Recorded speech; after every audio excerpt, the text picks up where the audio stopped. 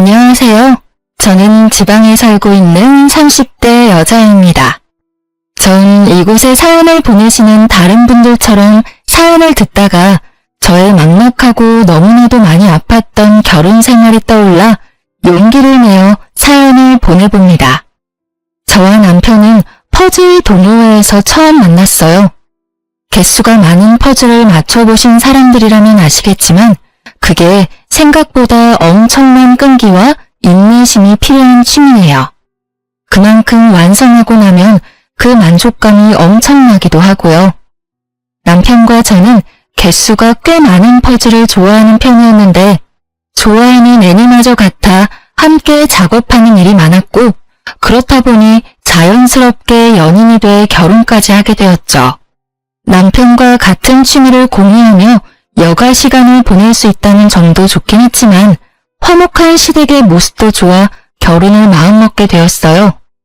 그 빌어먹을 화목이 제 발등을 찍다 못해 뭉개버릴 줄 꿈에도 몰랐지만요.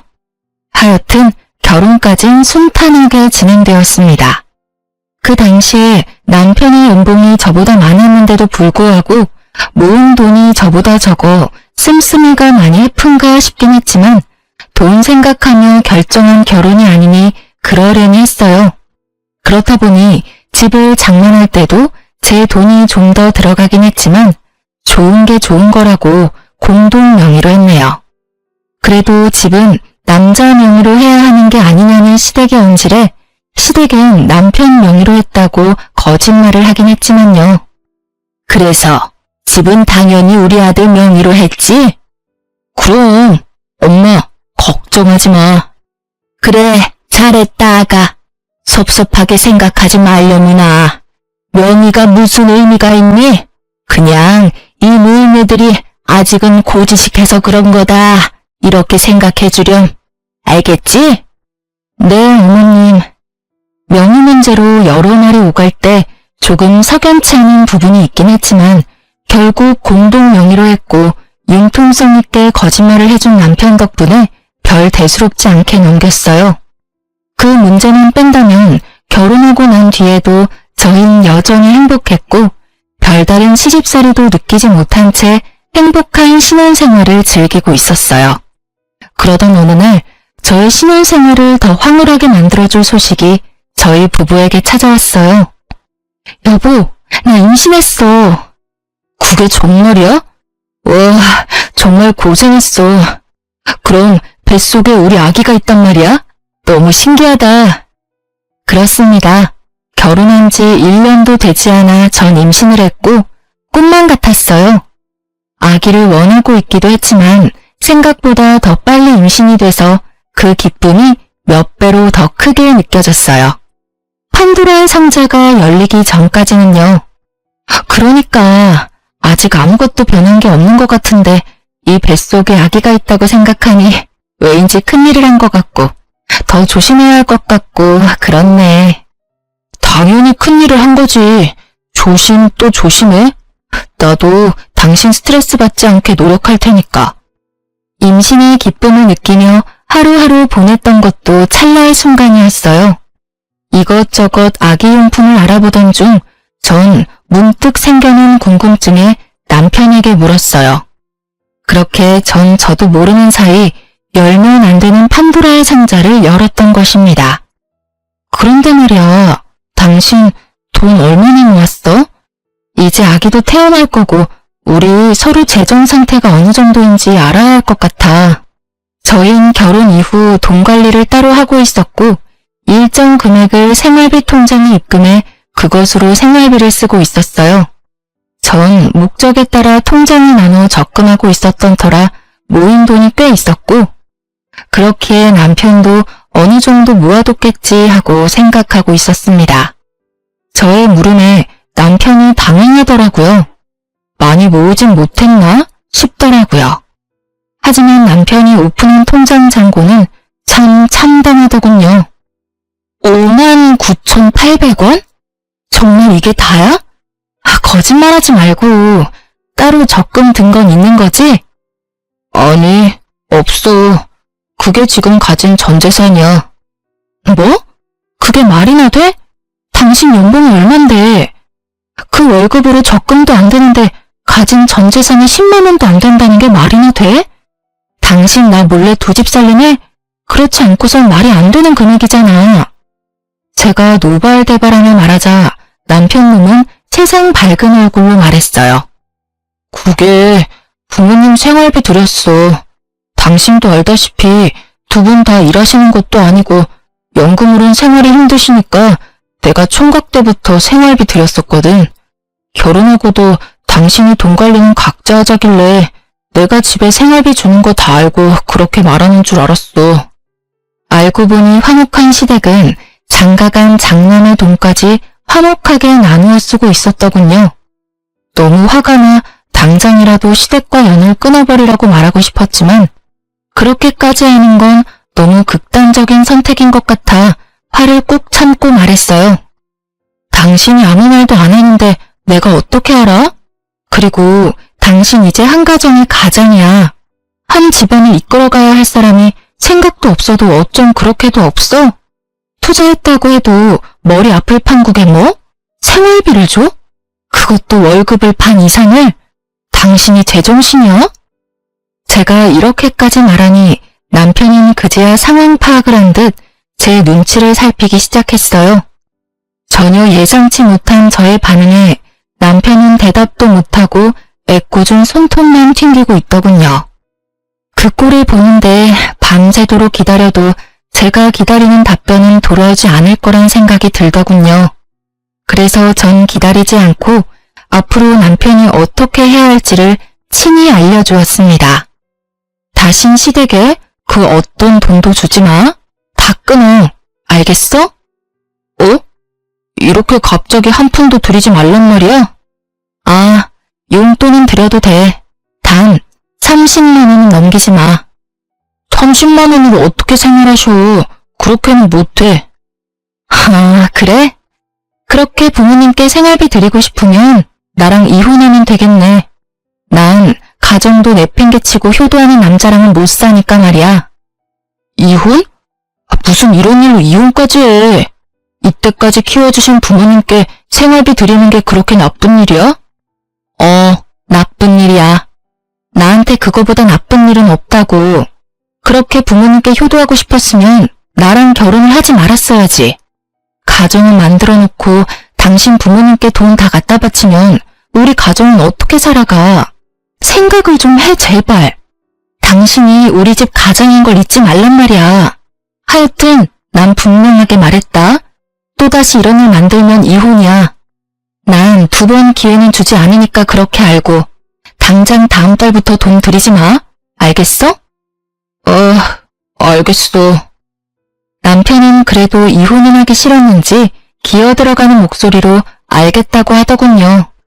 그 후 전 불시에 남편의 통장 잔고를 확인하기 시작했고 남편은 다행스럽게도 통장 잔고를 잘 지키고 있었어요. 통장 잔고를 잘 지켜낸 대신 절 지켜내진 못했지만요. 시댁에선 저의 입김으로 넉넉하던 생활비가 30만 원으로 바뀌어버린 것을 알아버렸고 그 덕에 전쟁보다 더 큰 난리가 났더군요. 당연했겠죠. 늙은 시부모님들부터 젊은 시누이까지. 일하는 사람은 단 한 명도 없이 남편 생활비로 생활하다 하루아침에 돈줄이 막혔으니 난리가 날 수밖에요. 이때부터였죠.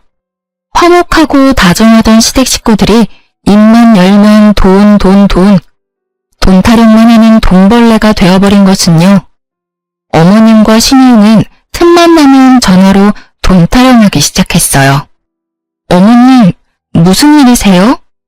무슨 일? 그걸 몰라서 묻니? 넌 왜 우리 아들 돈도 마음대로 못 쓰게 하니? 왜 너 때문에 화목하던 우리 집이 쑥대밭이 되어야 하냐고? 어머님, 이제 어머님 아들이 장가를 갔어요. 심지어 내년엔 한 아이의 아빠도 되고요. 그런 아들의 돈이면 어머님이 나서서 안 줘도 된다고 해야 하는 거 아닐까요? 그렇게 아들 돈이 쓰고 싶으셨으면 장가를 보내지 마셨어야죠. 장가는 보내시고 돈은 계속 받아 쓰시는 게 말이 된다고 생각하세요? 그것도 한두 푼도 아니고 그 월급 거의 다 받아 쓰셨잖아요. 저희 어머님, 이제 아기도 태어나고 돈 모아야 해요. 어머님도 아시잖아요. 애 하나 키우는데 돈 엄청나게 든다는 거. 그러니까 어머님이 좀 이해해 주세요. 너도 돈 벌잖니? 우리 아들 돈은 우리 주고 네 돈으로 애 키우면 되잖니? 그렇게 하면 온 집안이 화목할 것을 넌 왜 그렇게 생각이 짧니? 아니면 머리가 나쁜 거니? 이건 말인가요, 똥인가요? 왜 사람 입에서 말이 아니라 쓰레기가 나오는지 도통 알 수는 없었지만 일단 대답은 해드렸어요. 전 제 등골 빼서 어머님 아들이랑 제 아들이랑 키울 생각 전혀 없어요. 어머님, 그러니까 제 말은요. 앞으로도 생활비는 없을 테니 그런 줄 아시면 된다. 이 말씀이에요. 저의 단호한 말투에 어머님은 크게 당황하셨는지 어버버 하시며 말을 잇지 못하시더라고요. 그런 어머님을 대신해 이번엔 시누이가 나서더군요. 아니 언니, 무슨 말을 그렇게 섭섭하게 해요. 그리고 가족끼리 돕고 사는 거지 무슨 생판 남처럼 네 돈 내 돈 딱 잘라 나누냐고요. 아가씨, 전 저희 친정에도 용돈 말곤 돈거래조차도 안 해요. 그리고 아가씨가 입장 바꿔서 생각해보세요.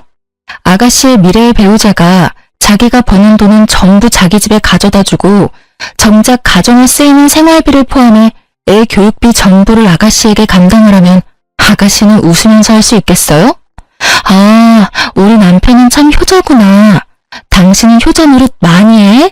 내가 애도 키우고 돈도 더 많이 벌어오도록 노력해볼게. 할 수 있겠냐고요. 그건 왜 그렇게 극단적이게 예를 들어요? 극단적인 게 아니라 지금 제가 처한 상황이에요, 아가씨. 그러니까 제가 지금 이 순간에 아가씨 오빠랑 이혼하고 싶겠어요? 안 하고 싶겠어요? 이혼이요? 아직 못 전에 들으셨어요? 저 아가씨 오빠가 시댁에 또다시 돈 갖다 바치면 이혼하자고 했거든요. 그런데 지금은 돈이고 나발이고 그냥 이혼하고 싶네요. 언니, 지금 이혼을 빌미로 우리 협박하는 거예요? 그렇게 들리셨대도 어쩔 수 없고요. 아가씨, 저 좀 바빠서 그러는데 더 할 말 없으면 끊을게요. 정말 조심 또 조심해야 하는 시기에 이런 전화를 받는 일은 허다했고 반복되는 말이 안 되는 소리에 대꾸도 하고 싶지 않아 전화를 무시하면 아버님을 저희 집으로 보낼 압박을 하더군요. 아버님, 저희 집까지 무슨 일이세요? 무슨 일은? 내가 내 아들 집에 오는데 무슨 이유가 있어야 하는 게야? 그런 건 아닌데 다 저녁 때 연락도 없이 오셔서 무슨 일인가 해서요. 저녁은 드셨어요? 당연히 못 먹었지. 돈이 있어야 끼니도 챙겨 먹고 다니는 거지. 돈도 없는 노인네가 어떻게 끼니 때마다 챙겨 먹고 다니겠어. 단번에 알 수 있었죠. 어머님이 보내서 오셨구나 하고요. 그렇지 않고서야 저녁 시간에 아버님이 굳이 저희 집에 찾아오실 이유는 없으니까요. 그럼 식사하고 가세요. 제가 금방 차려드릴게요. 됐다. 입맛도 없어. 너 같으면 지금 내가 입맛이 있겠느냐? 아휴, 아버님. 그래도 식사는 하셔야죠. 됐다고 하지 않느냐? 그러지 말고 여기 좀 앉아보거라. 이야기 좀 하자꾸나. 네, 말씀하세요. 분위기는 얼추 만들어졌고 아버님이 본격적인 이야기를 꺼내려는 순간 타이밍 좋게 남편이 돌아오더군요. 남편은 어머님과 시누이의 계속되는 괴롭힘을 알고 있어 그렇지 않아도 제 눈치를 살피느라 눈알이 돌아갈 지경이었는데 집에 아버님이 계시는 것을 보곤 눈을 감아버리더군요. 아마 그 짧은 순간 제 표정을 읽은 것이었겠죠. 제 표정은 억지 웃음은 짓고 있지만 떠고가고 있었으니까요. 아버지, 어쩐 일이세요? 어쩐 일이긴 지나가는 김에 들렸다. 하고 싶은 말도 있고. 저랑 이야기하세요, 저랑. 이 사람 임신 초기라 조심해야 한다고. 나오세요. 제가 맛있는 거 사드릴 테니까 그거 드시면서 이야기해요. 이 녀석이 왜 사람을 잡아 끌어? 그냥 좀 나오시라고. 남편은 아버님을 끌고 나가다시피 해서 나가더군요. 저라고 왜 이 상식이 통하지 않는 시댁을 보며 이혼 생각을 하지 않았겠어요?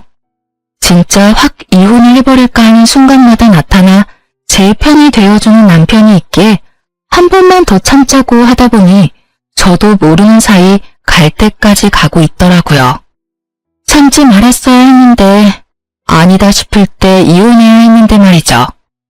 하여튼 정말 시댁은 누구 하나 제정신인 사람이 없는 집구석이었어요. 상황이 이렇게 되자 일은 일대로 손에 잡히지 않고 입덧도 하지 않는데 음식이 넘어가지 않더라고요. 병원에선 이러다 정말 큰일 난다고 조금이라도 먹으라며 당부를 하기 시작했어요.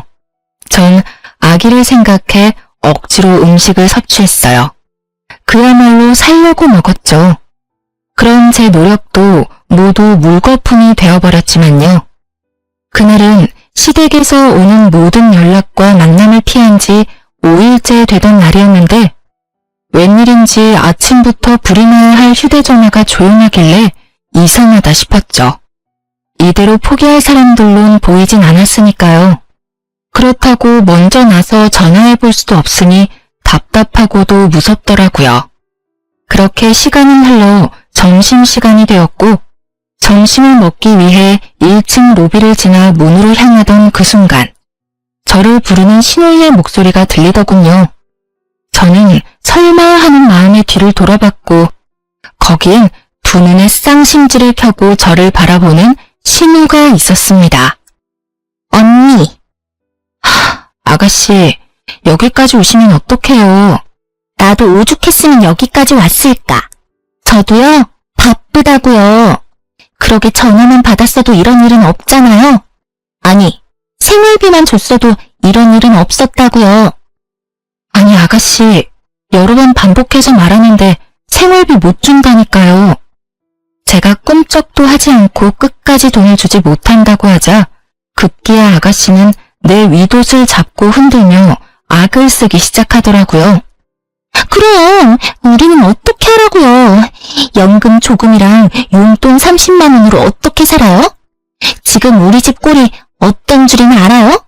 언니 고집 때문에 쑥대밭도 그런 쑥대밭이 없다고요. 어떻게 책임질 거예요? 그걸 왜 제가 책임을 져요?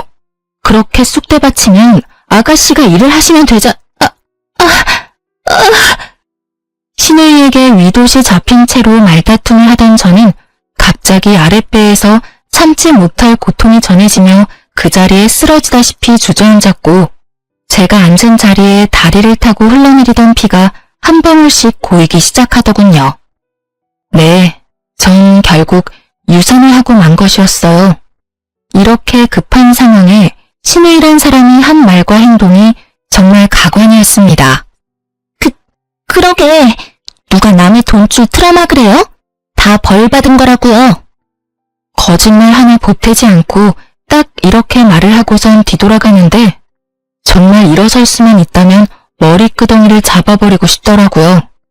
전 결국 동료들이 119에 연락을 해주어 무사히 병원으로 옮겨졌고 출혈은 많았지만 빠른 처치 덕분에 위험한 상황 없이 치료받고 집으로 돌아올 수 있었어요. 집에 돌아온 저는 아기를 잃었다는 상실감에 아무것도 할 수가 없었어요. 전 회사에 휴직계를 냈고 회사에서도 이해한다며 충분히 쉬고 돌아오라고 하더군요. 하물며 생판 남인 회사에서도 이렇게 저를 보듬어주는데 가족이란 인간들은 참 해도 해도 너무하더군요. 돈 내놓으라며 하루가 멀다고 전화하고 찾아오던 사람들이 몸은 괜찮냐는 전화는커녕 문자 한 통이 없었습니다. 시댁 인간들에게 기대할 것도 없다고 생각했는데 막상 그런 상황에 연락조차 없으니 아직 남은 기대가 있었었는지 실망이 크더군요. 여보, 괜찮아? 많이 힘들지? 어디 아픈 데는 없어? 아픈 데는 없어. 그냥 마음이 좀 그렇네. 그런데 요즘 어머님이랑 아가씨랑 무슨 일 있으셔? 연락도 없으시고. 아버지랑 해서 다 같이 해외여행 가셨어. 아마 다음 주나 돼야 돌아오실 거야. 남편의 말을 듣고 있는데 할 말이 없더라고요. 아니, 하고 싶은 말이 없더라고요. 제가 누구 때문에 아기까지 잃었는데 사과는커녕 안부 연락 한 통도 없더니 해외여행 중이었다니. 참 대단하신 분들이라 생각했어요. 도대체 돈은 어디서 나서 해외여행식이나 가신 것인지 남편에게 묻고 싶었지만 아기도 잃은 마당에 그깟 돈이 뭐가 대수냐 하는 생각이 들며 전 그냥 입을 다물었습니다. 시댁의 씀씀이는 점점 해퍼졌고 전 점점 더 무기력해졌어요. 그렇게 하루하루를 보내던 어느 날 친구에게 연락이 왔어요. 아주 충격적인 사실을 가지고요. 유인아, 너 왜 이렇게 카톡을 안 봐? 어? 카톡 보냈어? 미안. 내가 요즘 정신이 좀 없어서. 왜? 급한 일이야? 나한테 급한 일이 아니고 너한테 급한 일이야. 전화 끊자마자 바로 확인해봐. 알겠지? 알겠어. 다급한 친구의 목소리에 심상치 않은 일이 벌어지고 있음을 직감할 수 있었죠. 전 친구가 보내준 메시지를 확인했고 메시지엔 별다른 내용 없이 링크 하나가 와 있더군요. 전 그 링크를 눌렀고 그것은 그야말로 또 다른 판도라의 상자였습니다. 그건 다름 아닌 신우이의 SNS였어요. 평소 전 SNS엔 관심도 없었을 뿐더러 어떻게 하는지조차 몰랐던 터라 처음엔 이게 뭐지 하는 마음에 멍하니 액정만 쳐다보고 있었어요. 그러다 신우이의 얼굴이 보이고 전 홀린 사람처럼 스크롤을 내리며 SNS를 보기 시작했죠. 그곳에서의 신우이는 전혀 다른 사람이더군요. 오빠한테 기생충 마냥 들러붙어 생활하는 현실과는 달리 그곳의 신우이는 마치 재벌집 딸 같았어요. 각종 여행지를 다니고 비싼 가방에 비싼 화장품, 거기에다 그냥 보아도 비싸 보이는 고급 음식점까지. 전 무기력함에 하루가 어떻게 가는 줄도 모르고 사는데 신우이는 참 행복해 보이더라고요. 그렇게 그 어이없는 사진들을 보는 와중 제 시선을 확 사로잡은 사진 한 장이 있었어요. 바로 아기 신발 사진이었어요. 있지도 않은 재력을 과시하는 사진 중에 단연 눈에 들어오는 사진. 사진도 사진이지만 그 아래에 적혀있는 글귀가 저의 억장을 무너뜨렸습니다. 세상 빛도 보지 못하고 하늘나라로 가버린 가여운 내 조카. 다음 생엔 부디 나에게로 와주렴. 내가 꼭 지켜줄게. 이렇게 쓰인 글 밑에 달린 댓글은 더 가관이었어요. 무슨 일이야? 유산하셨어? 동동거리면서 다니더니 결국 유산했어. 어쩌면 좋아. 상심이 크시겠다. 상심이 크긴 모르긴 몰라도 유산바라고 그랬을 수도 있어. 병원에서 그렇게 조심하라고 했다던데 쉬기는커녕 어딜 그렇게 바쁘게 다니는지. 어쩜 임신한 여자가 그렇게도 조심성이 없는지 태교도 전혀 안 하고 매일 소리만 버럭 지르고 성질만 내고. 아, 뱃속의 아기만 불쌍하게 됐지 뭐. 살면서 그렇게 화가 난 적은 처음이었던 것 같아요. 휴대전화를 쥐고 있는 손이 부들부들 떨리는데 주체가 안 되더군요. 신우이의 말도 안 되는 모함을 읽어내리고 있는데 익숙한 아이디가 보이더군요. 바로 남편이었어요. 우리 동생 성심이 컸구나. 나보다 오빠가 더 힘들겠지. 괜찮아? 언니는 오빠한테 별말 안 해? 난 네 언니 때문에 안 괜찮지. 별말 안 하기는 하루 종일 사람 눈치나 보게 하고 자기가 똑바로 못 지켜서 유산까지 한 주제에 사람을 얼마나 들들 볶는지. 유산으로 힘든 건 이해 안 되는 건 아닌데 해도 해도 너무한다는 생각이 드네. 해도 해도 너무한 사람이 누군데 저런 말을, 그것도 공개적인 곳에서 하는 걸까요? 글에 음성 기능이라도 추가된 듯 신우이와 남편의 목소리가 귀에 울리는데 도무지 화가 가라앉지 않더라고요. 거기에서 끝이 아니었어요. 그 뒤로 이어진 사진과 글귀에선 심심치 않게 남편이 등장했는데 그곳에 적힌 글에 의하면 남편이 다시 시댁에 금전적인 도움을 주고 있더라고요. 이제 태어날 아기가 없으니 얼마든지 도와줄 수 있다나 뭐라나. 남매가 쌍으로 하트를 날려대며 즐거워하는데 더는 화날 감정도 남아있지 않는지 그저 웃음이 나더군요. 아무리 제가 SNS를 하지 않을 뿐 아니라 관심도 없다 하더라도 이렇게 공개적으로 이런 대화를 나눌 수 있는지, 관심병도 이런 관심병이 또 없더라고요. 그것도 생각이 없는 관심병. 왜 저 사람들은 제 친구 중 SNS 친구가 겹치는 사람 한 명쯤은 있지 않을까 하는 생각은 못한 걸까요? 뭐 그런 생각조차 없는 사람들이니 그딴 짓을 하고 저렇게 즐거워하고 있을 테죠. 치가 떨리는 분노도 잠시 한 치 앞도 보지 못하고 이렇게 공개적인 자리에서 제 욕을 해주었다는 사실이 고마워서 눈물이 다 날 지경이었어요. 그 덕분에 보다 빠르게 이혼을 마음먹을 수 있었고 보다 쉽게 증거들을 모을 수 있었으니까요. 전 이혼 결심과 동시에 저 뻔뻔한 빈대들을 어떻게 하면 잘 박멸할 수 있을까 하는 고민에 빠졌죠. 길게 고민할 필요가 없었어요. 당한 것이 많아 계획이 차르르 종이 넘어가듯 쉽게 세워졌으니까요. 일단 전 신우이의 SNS를 캡처해 두었어요. 저를 비방한 글, 남편에게 금전적인 도움을 받아 호사롭게 생활하는 모든 것을요. 그리고 회사 측에 부탁해 제가 로비에서 유선을 할 당시의 모습이 찍힌 CCTV 복사본을 부탁했어요. 감사하게도 영상 복사하는 것에 회사가 동의를 해주셔서 그것 역시 비교적 쉽게 손에 넣을 수 있었어요. 이혼 준비가 생각했던 것보다 빠르고 쉽게 진행되던 어느 날, 정말 하늘이 돕는다는 생각이 들 수밖에 없는 소식이 들려왔습니다. 그건 바로 신우이의 결혼 소식이었어요. 웬일로 연락이 와 집으로 오라고 하더니 그 기쁜 소식을 전해주는데 자칫하면 신우이를 끌어안을 뻔했지 뭐예요. 그간 남자친구가 있는 건 알았지만 집안 차이로 인해 남자친구 집에서 반대한다고 들었었는데 드디어 허락을 받았다며 기뻐하더군요. 전 정말 진심을 담아 축하를 전했어요. 정말 진심으로 축하해요, 아가씨. 어머, 언니, 나 좀 감동인데요? 이렇게나 기뻐해 줄 거라 생각도 못했는데 고마워요, 언니. 다른 사람도 아니고 아가씨가 결혼 허락을 받았다는데 당연히 기쁘죠. 그래서 상견례는 언제예요? 아직 정확한 날짜는 안 정했어요. 왜요? 그게 아무래도 그쪽에서 원하는 혼수나 이런 것들이 장난이 아닐 텐데 우리 쪽에서도 어느 선까지 해줄 수 있는지 미리 이야기를 나눠보고 날짜를 잡아도 잡아야 할 것 같아서요. 이렇게 말하며 말끝을 흐리던 신우이는 바로 준비했던 말을 꺼내더군요. 아무것도 모르던 시절의 저였다면 노발대발 화를 냈겠지만 전 끝까지 인자한 미소를 잃지 않고 신우이의 이야기를 들어주었죠.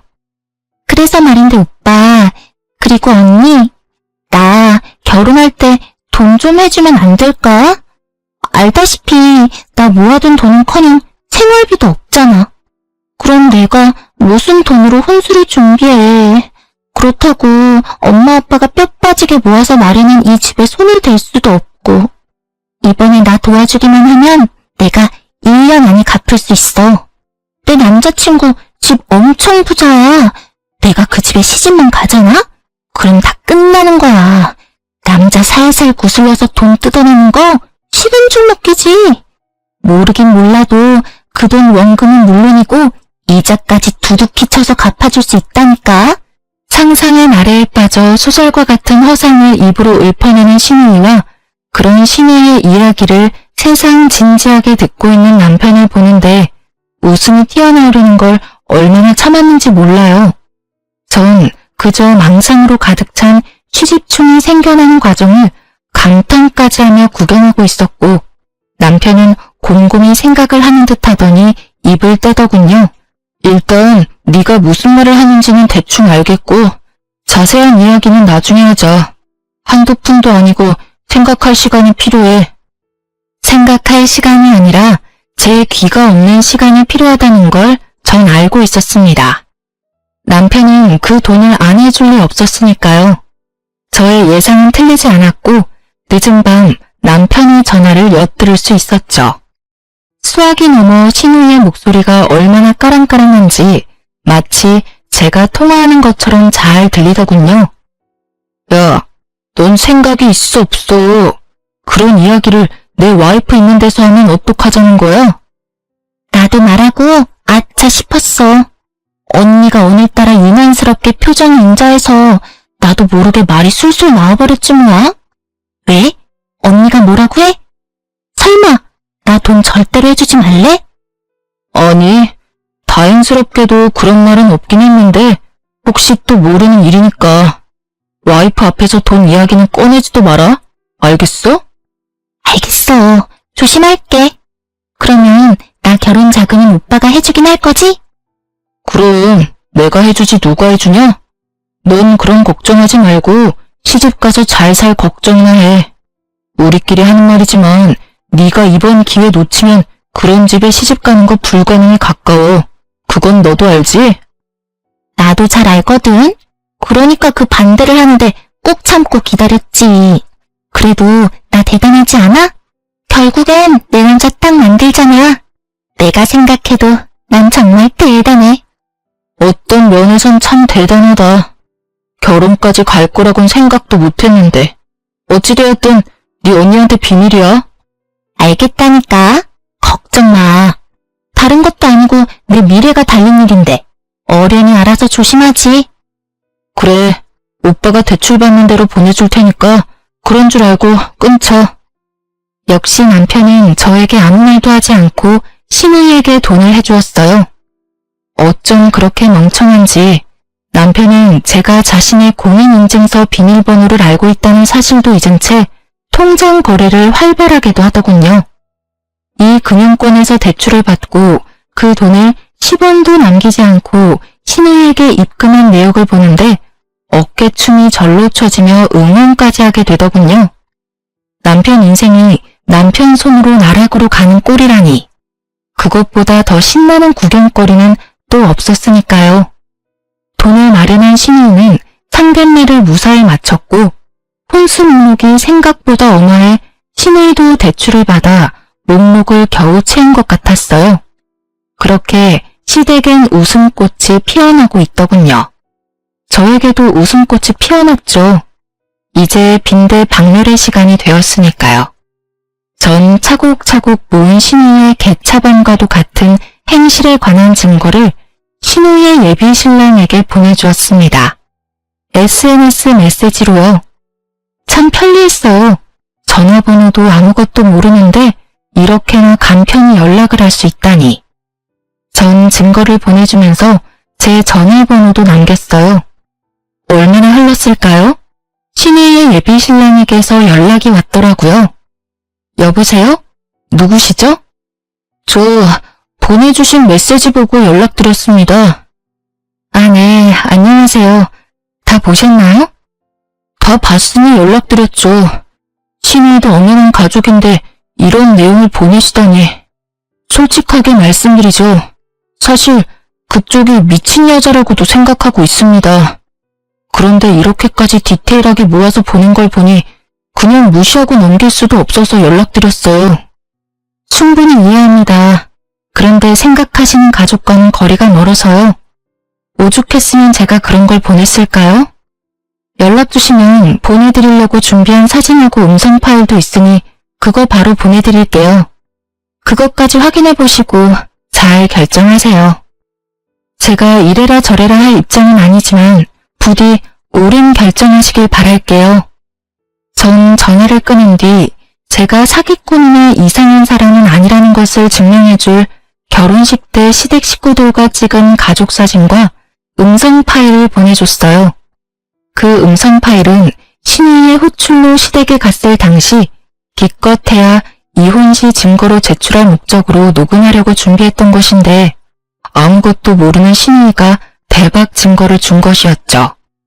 결혼만 하면 돈을 빼돌려 원금의 이자까지 주겠다는 내용이 아주 선명하게 녹음되어 있는 신우이의 민낯의 진실이 고스란히 녹음된 파일이었어요. 모든 것을 확인한 신우이의 예비신랑은 저를 믿을 수 있게 되었는지 사과와 함께 고마운 마음을 전해왔어요. 다 확인했습니다. 제 인생을 구해주실 분인 줄도 모르고 아까는 죄송했습니다. 워낙 믿을 수 없는 내용이다 보니 제가 날이 좀 서 있었어요. 아까도 말했듯이 이해해요. 어떻게 믿을 수가 있겠어요? 자신이 사랑하는 여자가 그렇게나 염치도 양심도 없는 사람이란 걸요. 정말 몰랐습니다. 변변한 직장이 없는 것도 그 여자 말처럼 신부 수업을 하느라 그만둔 줄로만 알았고 혼수 마련도 아무 말 없이 진행하길래 당연히 그 정도의 능력은 되는 줄 알았습니다. 뒤에선 그런 생각을 하는지 정말 꿈에도 알지 못했어요. 그리고 유산하신 이유도 정말 몰랐습니다. 그렇게나 독한 여자라고는 상상도 못했으니까요. 보내드린 거 다 보셔서 아시겠지만 그 여자 직장이라고는 가져본 적도 없으면서 자기 오빠 돈으로 사치란 사치는 다 하고 돌아다녔어요. 요리학원은커녕 주방에서 밥 한 번, 설거지 한 번 하는 꼴을 본 적도 없고요. 지금 마련하신 집에 들어가 있는 그 혼수도 그 여자 오빠이자 아직은 제 남편인 사람이 있는 대출 없는 대출 다 끌어다 마련한 거예요. 유산에 대해선 더 말하고 싶지도 않네요. 어떻게 그렇게 감쪽같이 속을 수가 있었는지 저 자신이 너무 한심스럽네요. 속은 사람이 무슨 잘못이 있겠어요? 속인 사람이 잘못이지. 아무쪼록 마음 정리 잘하시고 빠르고 바른 결정 기다리고 있겠습니다. 네, 감사하고 또 감사합니다. 이렇게 모든 사실을 알게 된 예비신랑은 그 길로 신우이에게 파혼을 통보했고 신우이는 개거품을 물고 넘어갔어요. 파혼한 것도 파혼한 것인데 대출까지 내서 마련한 혼수품을 생각하니 정신이라도 놓고 싶은 심정이겠죠. 이미 마련된 집에 가전 가구는 다 들어간 터라 반품도 힘들 테고 꼼짝없이 중고로 처분해야 할 텐데 그야말로 똥값 처분일 테니까요. 난리 생난리가 난 신우이는 어떻게 안 것인지 금방이라도 터질 듯한 얼굴로 저를 찾아왔더군요. 씩씩거리는 꼴이 얼마나 통쾌한지 저도 모르게 웃어버렸어요. 지금 웃어요? 아, 죄송해요. 저도 모르게 웃음이 터져나왔네요. 참았어야 했는데. 언니 진짜 미쳤어요? 아님 내 인생 말아먹으려고 작정이라도 한 거예요? 그러지 않고서야 그런 걸 그 사람한테 보낼 수가 있어요? 언니 때문에 나 파혼당했다고요. 결혼보다는 파혼이라잖아요.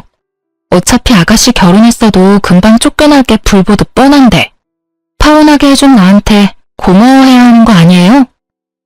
뭐라고? 너 말 다 했어? 아니, 아직 덜 했다. 야, 말이야 바른 말이라고. 내가 유산한 게 조심성이 없어서 그런 거니? 너랑 네 엄마가 하루가 멀다고 사람이 못 살게 구는데 유산을 안 하고 배기겠어?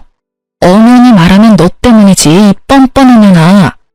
그날 네가 회사까지 찾아와서 그날님은 안 피웠어도 우리 애가 그렇게까지 되는 일은 없었다고. 절기와 같은 제 말에 신우이는 더 버럭버럭하며 달려들더군요. 제 머리채라도 잡으려는 품새였지만 가볍게 손목을 잡고 뿌리쳤습니다. 그러니 분이 풀리지 않는지 온몸을 떨기 시작했어요.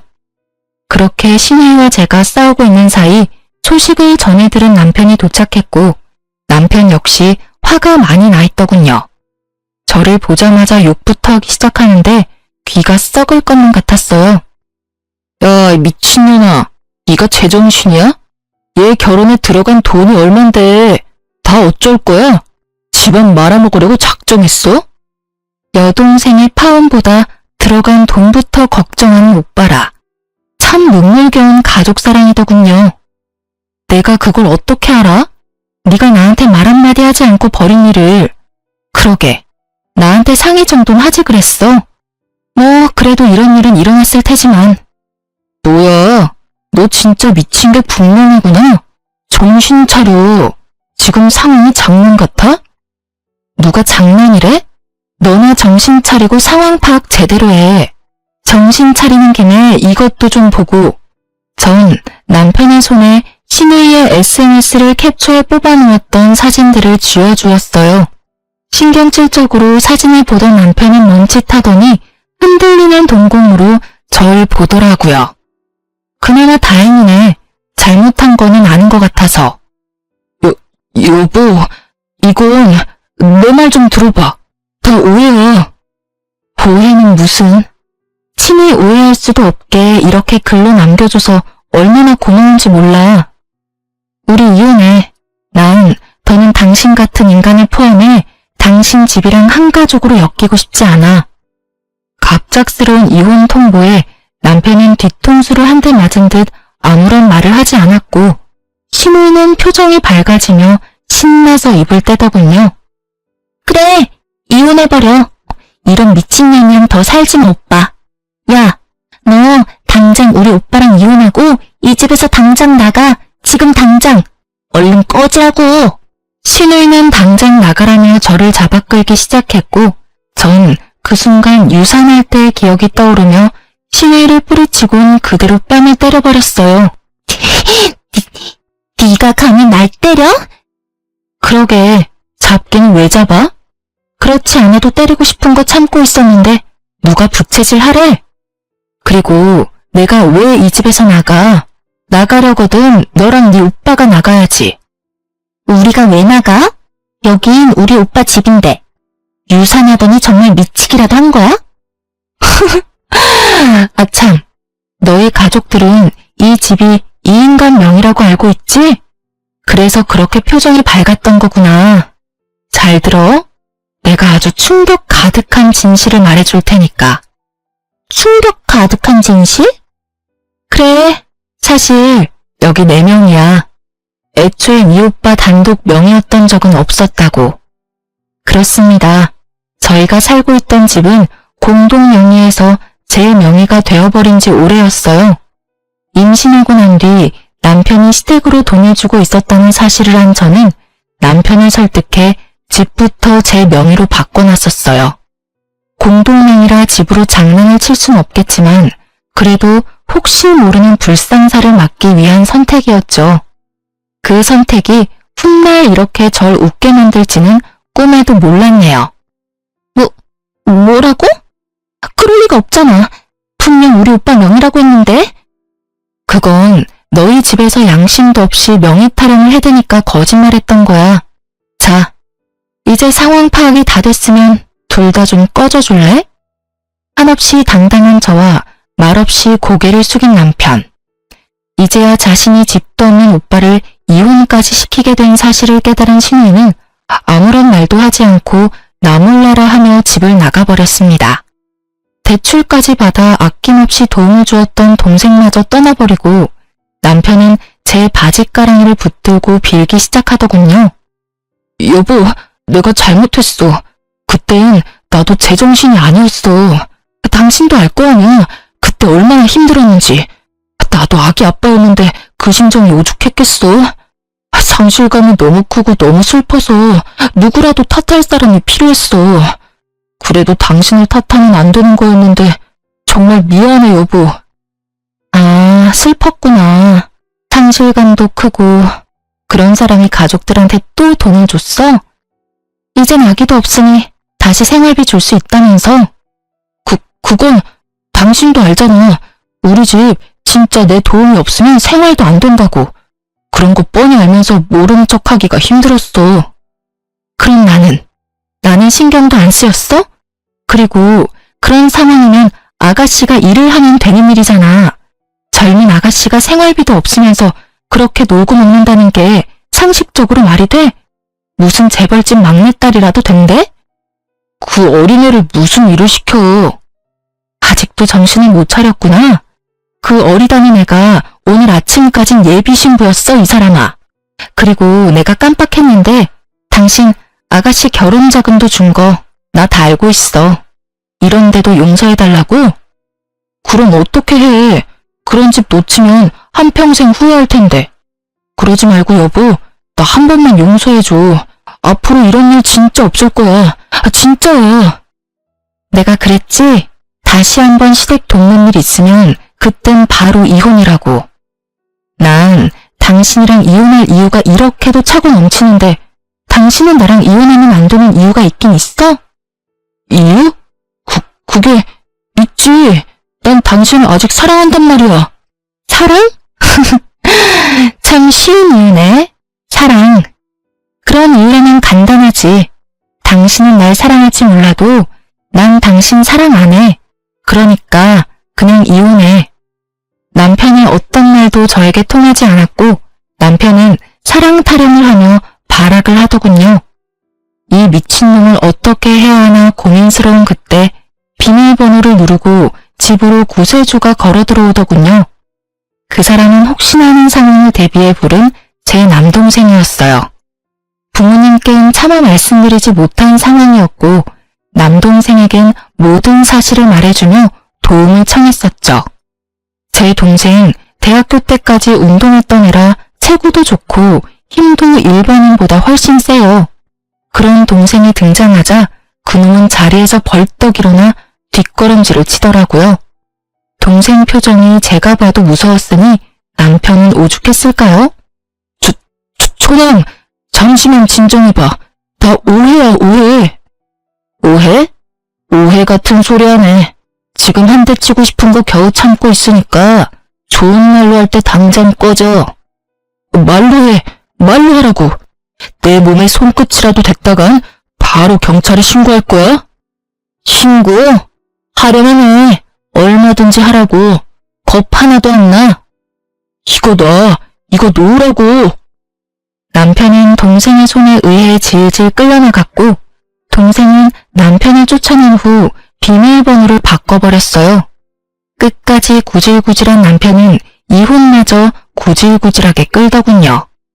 결국 저의 이혼은 소송으로 가게 되었고 당연히 저의 승소로 끝이 났습니다. 남편뿐 아니라 시누이에게까지 위자료를 받고 이혼을 할 수 있었죠. 이렇게 저의 지옥과도 같았던 결혼 생활은 끝이 났어요. 전에 들은 말론 자식들의 빚잔치를 결국 전 시부모님들이 해결해 주셨다고 해요. 그 한평생 뼈 빠지게 일해서 장만했다는 그 집을 팔아 자식들의 빚을 갚아주고 월세방으로 이사했다고 하더군요. 그 월세집에 옹기종기 모여 산다는 소식을 들었을 땐 10년 묵은 채증이 내려가는 기분이었네요. 시누이는 그때까지도 정신을 못 차리고 SNS에 잘 사는 척 자랑질하고 다닌다고 하더군요. 그러다 간신히 남아있는 월세방마저 말아먹는 건 아닌지 걱정이 다 되더라고요. 오갈 데 없어진 그 빈대들이 저를 찾아와 또 매달리기라도 한다면 그거만큼 골치가 아프고 귀찮은 일이 또 없을 테니까요. 어찌되었든 이젠 상관없는 사람들이니 모든 소식을 끊고 살려고 노력 중이에요. 그래도 혹시 모르는 일을 대비해 전 전화번호를 바꾸는 건 물론이고 집, 회사까지 옮겼어요.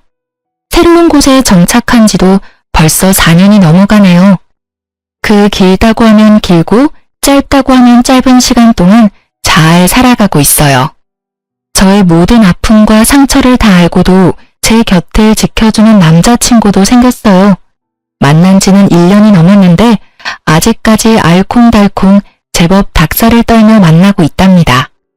저는 첫 결혼 생활이 워낙 고단했던 터라 재혼 생각이 없어 남자친구와 헤어질까 생각도 했지만 남자친구도 딱히 결혼 생각이 없으니 일단 연애만 해보자고 하길래 그러기로 했어요. 아무런 기약도 없는 지금 이 관계에 저흰 만족하며 만나고 있어요. 대출 하나 없이 내 집이 있고 내 명예의 차도 있고 심지어 사랑하는 사람도 있는 돌싱의 삶이란 생각했던 것보다 더 행복하더라고요. 아직도 아기를 떠나보는 날이 오면 감당할 수 없는 슬픔에 잠기곤 하지만 그마저도 잘 이겨내고 있습니다. 앞으로 어떤 삶이 또 저를 기다리고 있을지 모르지만 늘 그래왔듯이 현명하게 헤쳐나가려고 노력하려고요. 지금까지 긴 사연 들어주셔서 감사합니다.